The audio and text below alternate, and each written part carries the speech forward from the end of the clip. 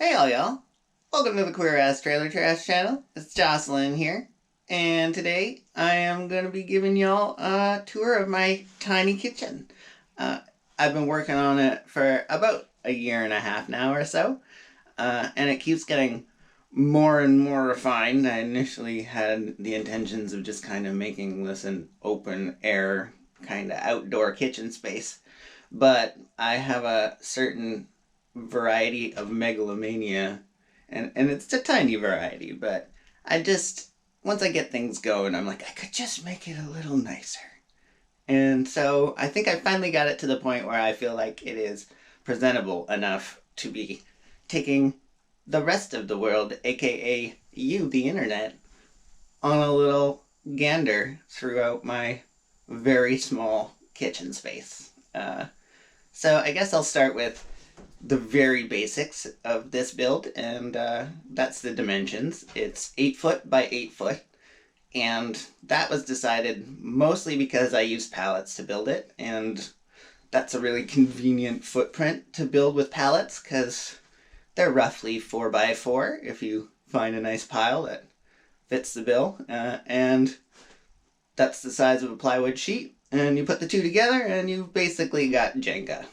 Trash Jenga. It's very simple structure. And I had some wood also that I got from my neighbor who had torn down a barn, and I salvaged the wood that he felt was not worth holding on to. My standards, they're a little lower. They were some pretty rough cut boards, you know. They were not perfectly 100% square all of the time, but I got a good enough stash that I had a bunch of 2x6s so I could properly do the roof, and I got proper 5.5 inches worth of pink fiberglass insulation in the ceiling, and then plywood on the inside and plywood on the outside, and then a sheet metal roof on top. So it's actually pretty sturdy as far as trash buildings go, and hopefully it's gonna last at least as long as I live here, which I don't know how long that's gonna be, but knock on wood, forever, because I like it here and I've put a lot of work into it. But that's the other reason it's only 8 foot by 8 foot, because it was in the budget, you know? I only ever actually spent probably about $600 on this whole build, maybe a little more. I don't really know if you add in some of the appliances and stuff, but primarily all I actually spent money on was fasteners and the plywood sheeting on the outside of this building, because I am a salvage rat and I just pick up trash. And then that's the other reason it's taken me about a year and a half to do, because I just kind of get supplies and then I build a section, and then I have to wait till I can acquire some more supplies, and then I build another section, and then finally we end up where we are today, where mostly everything is complete, and I can kind of start inhabiting it as a more regular occurrence and using it because it's blossomed to its 100% functionality, which is pretty exciting. Because also, I'm going to be filming a bunch of new content out of this space, because now I have a brand new makery that this is going to be clean side, because I got my wood shop, which is my dirt side, and now I can do all of my cooking and my various other cottagecore shit out of here. Oh, also, a couple other building notes. If you're going to build a building with pallets, there's a lot of dead space in the walls, and so what I did to fill that up and kind of create a semblance of insulation was I shredded a whole bunch of my old greenhouse plastic and a whole bunch of lumber tarps and other random kind of fabric-y junk of a plastic nature, and I just packed that in there as much as I could. And so at least there's not just complete dead air space in there. It's got some sort of packing, and that it seems to work okay. It's been a very cold week this week, and my floor is actually just 1/8 sheet metal and no insulation on top of some pallets. So that doesn't exactly bode super well for the ability for this building to hold heat, but at least the ceiling has insulation, and so it does okay. I got this little radiator, and that's been all right. And this is absolutely the most extreme the weather really gets around here, which is like -5 or something like that. So not too crazy. But anyway, I'm gonna turn the camera around now, and I'll start pointing out the little details, some of the little tricks I used, and maybe you can, if you got any projects on the go, find a way to save money, because I don't ever have any money, and all of this is built out of garbage. So, without further ado, whoop, we're gonna start here in the oven corner of the building, and this here is an apartment-sized stove. I initially had a gas range that was a full 32-inch wide, but that one unfortunately caught fire because there was a rat's nest in it when I bought it. The previous owners had not informed me, but it was full of socks and pantyhose and other various horrible flammable things. And so I had to drag it out the door. I had to take the door off the hinges and pull it out and put the fire out outside. It was thankfully not like flames, but there was like burning tire smoke pouring out of it. And that was pretty disgusting. So, I ended up getting this one, and it was only $80, and it was a little smaller, but that seemed to fit the bill. And I went with electric this time just for simplicity's sake. I ran my power wire coming in here, and there's just a conduit pipe that I put there, and it's drilled through this wall, and the power shack is just about 18 inches the other side. So that's just got a pipe that the wires run through into the power building, and that way this little building is fully wired. And I have one outlet here, and another outlet here, and another outlet here. These all three are on the same breaker, and they're just my light duty things. And I ran another breaker right here, and that is exclusively for my small appliances. This is some good old-fashioned thrift store scores. First time I've owned a microwave in about 7 years. Pretty handy thing to have around sometimes. I think this is the exact model I grew up with, and managed to score that for like $5. I was pretty stoked. But back to the oven.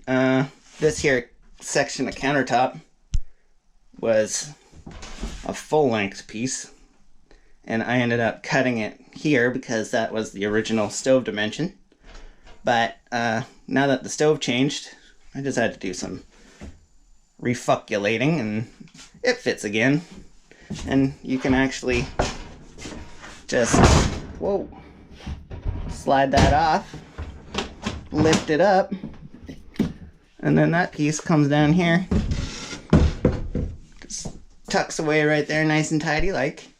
I got my stove out, and now I can do all of my cooking and things. But this is also going to be my crafty space, so when I'm not using this, I can just plonk the countertop back on it, and that's another good almost 3 foot of counter that I would have lost. And when you only got an 8x8 room, it's good to try and make use of every little inch that you possibly can. Countertop it's a precious commodity, And these counters are all made out of pallets. They're just garbage. You can see there's lots of nail holes and just filler, because I didn't really plan on making this as nice as it is, and then I just kept, once again, refining things. It's going to be far more rustic. But I filled all the holes with epoxy. I like epoxy because it doesn't tend to shrink or swell as much in this weather. There's a product actually called Mod Podge, and it is a glue that is used largely for like collaging and whatever, but they make a product called 3D Magic, and it's for jewelry making. but it works pretty good as a hole filler also. And it sands up really nice. And fill all of my little nail holes and stuff in this pallet wood. And it kind of keeps the look of it without having weird off-colored wood filler. But also keeps water from getting in there and crumbs and other trash. Keeps it clean. This is actually also pallet wood. This is maple, and once again there was slats and there was gaps here because I was gonna just let it drain. It was gonna be an outdoor building, but then once I decided to make it an indoor building, I cut some strips of, I think they're oak. They got a very open grain, and then I just kind of hammered them in there with a rubber mallet. Used some of that epoxy to fill any of the gaps that were left, and now I got this kind of nice effect of the different woods offset against each other. And then this here counter has my sink that I've carried with me all over the place. This used to be at my old farm. I had it set up on this janky set of legs, and it was where I washed all my seedling trays and pots and did all of my baby work, my baby plants.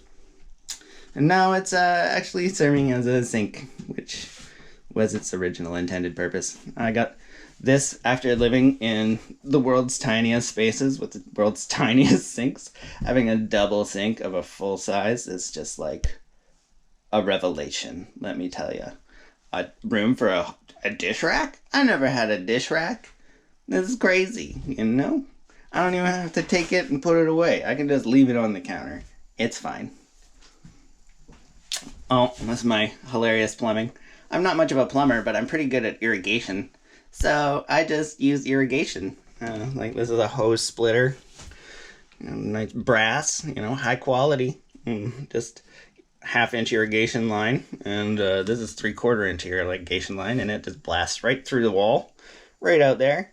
All of my pipes run above ground because everything freezes here, so I have to make sure that there's drains and stuff all over the place so that I can make sure that the water empties out after I use it, because if it froze, everything would shatter, and then I'd have to redo it, and that's a bummer. I don't want to do that. Oh, look out the window. Look at that. It's pretty out here. It's been pretty frosty. Here's my bathhouse. Hey, bathhouse. I built this door. This is just a window that I got from my neighbor. And some 2x4s I got from some pallets. You just kind of miter your corners and stick them together with some glue, clamps. Boom, it's a door.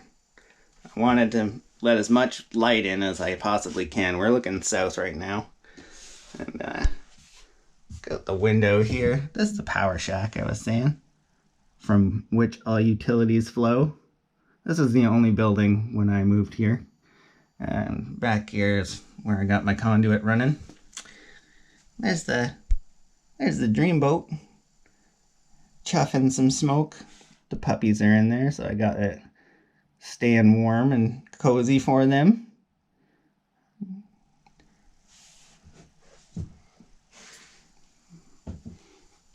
But I built this the other night. A little rack for my overflow pots. These real big ones that don't really fit in my shelf so well. This is a rack from the oven that caught fire. I figured that I could salvage something of value from it. I think I got these windows for about $10 a piece or so too, so we got a nice full wraparound view.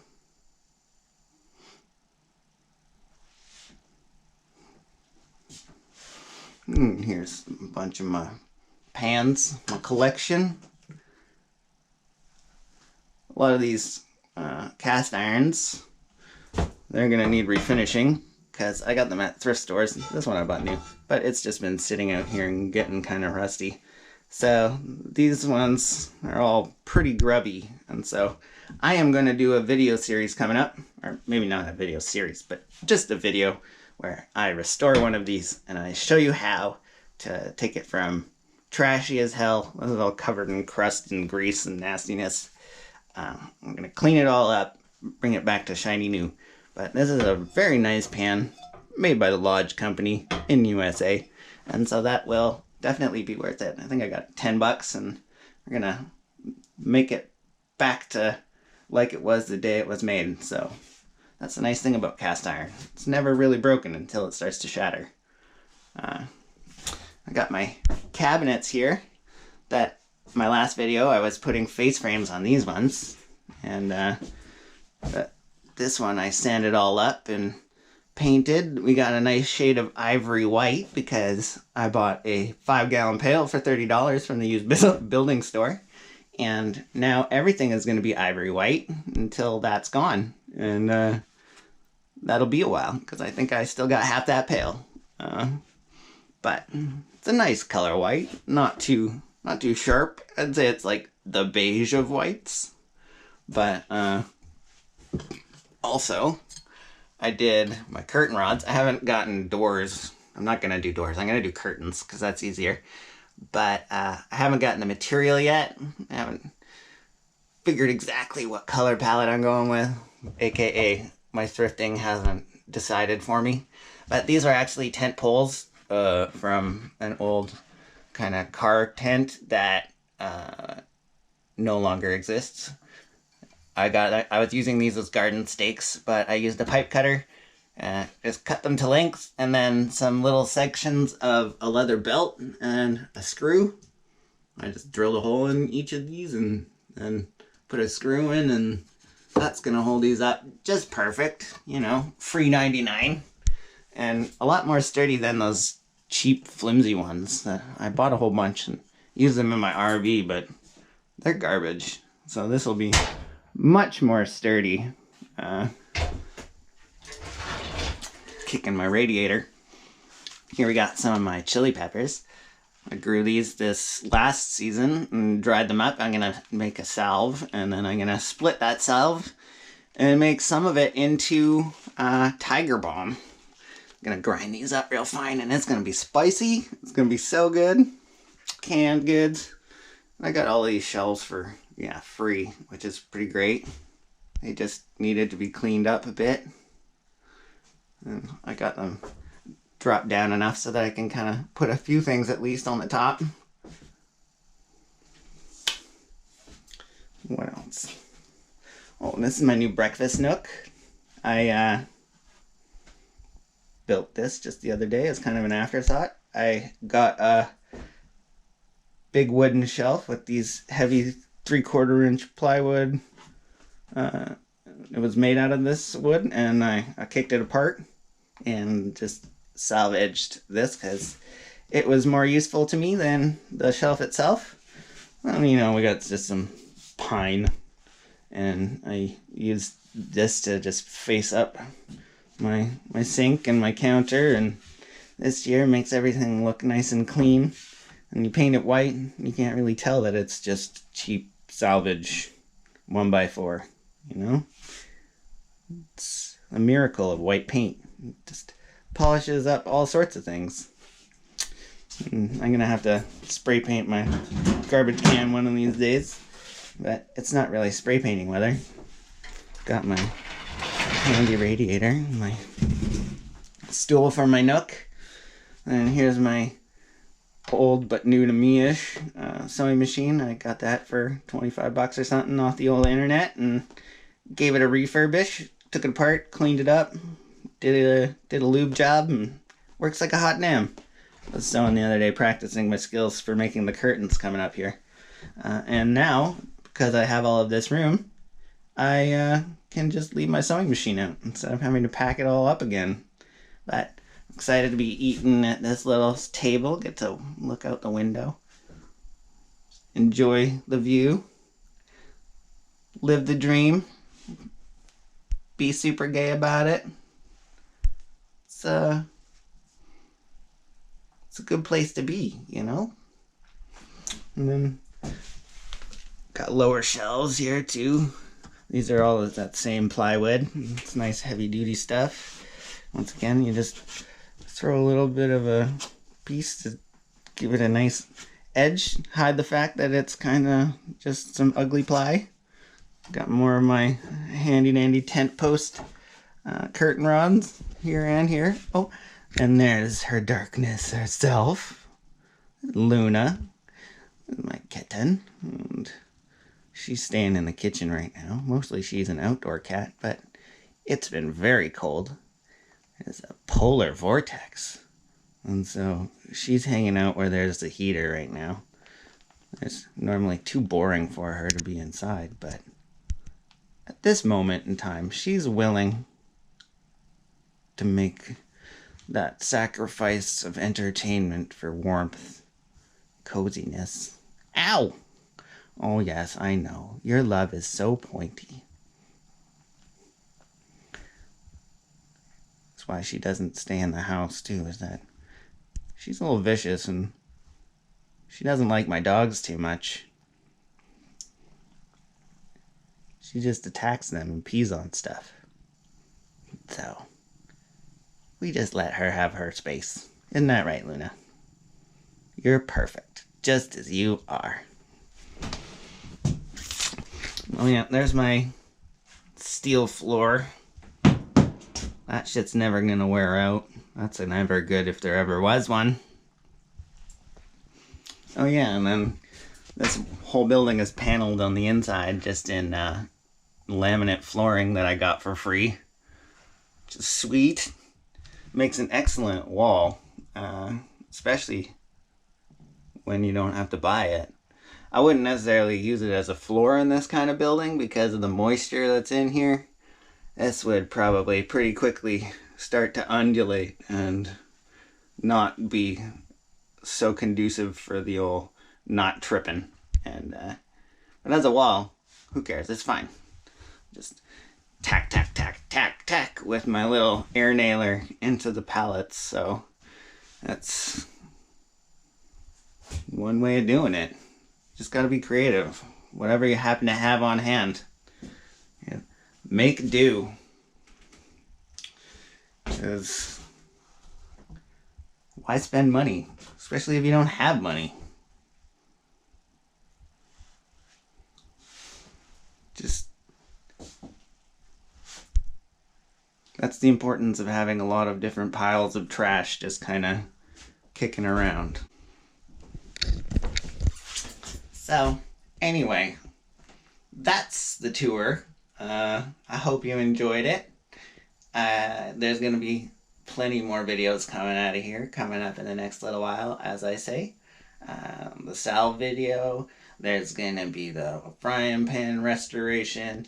I'm going to make weed butter and some cookies coming up in the next bit, because that's on my to-do list. Might as well make a video about it. Maybe I'll make a video of the curtain making process. I don't know. You'll see. I'll post it. If you follow along, do that like and subscribe thing, and you'll never miss another video. Once again, thanks for coming by. Take care of yourselves today. Take care of yourself tomorrow. Take care of everyone around you, and be well.